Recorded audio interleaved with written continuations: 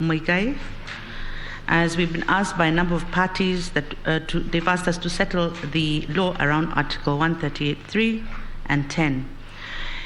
In your submissions, you suggested that the term commission can be used in multiple senses. How do we know which sense will be applied when? As a former Attorney General, perhaps you can point out to us whether it is in regulations, it is in the law, but how do we know which sense is applied when?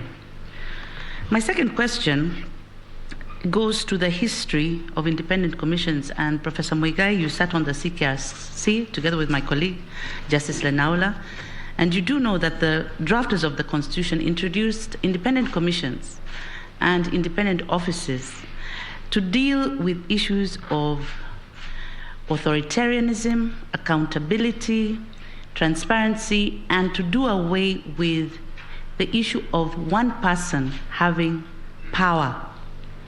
But from the narrative that we're hearing here in the court, there appears to be an all-powerful chair who, so what is a check for this all-powerful chair if the commissioners have nothing to do with his role?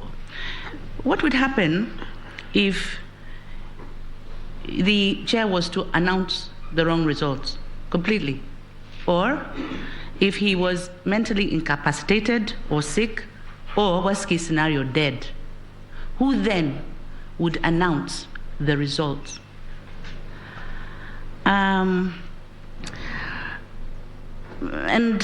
What is the role of the other commissioners? I think this is bothering me, especially because it seems to me that your client and the IEBC suggest that the chairperson works with the CEO, and I feel a bit concerned. The CEO is not vetted by Parliament.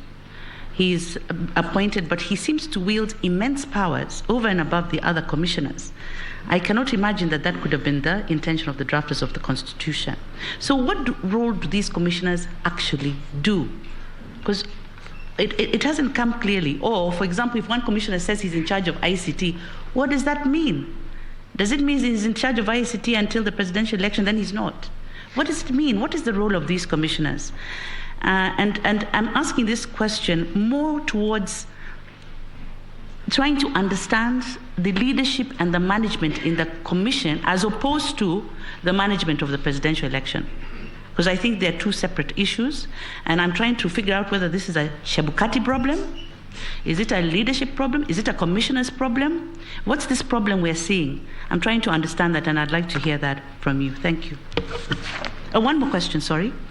When the results come for other elections, so you have returning officers for senator, for governor, for MCA, and they're all announced or declared locally at the polling station, constituency, county.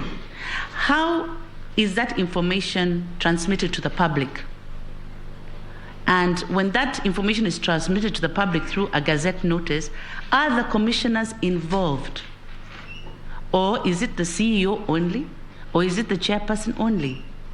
Who is involved in the declaration or the transmission of declaration publicly of those results? Thank you.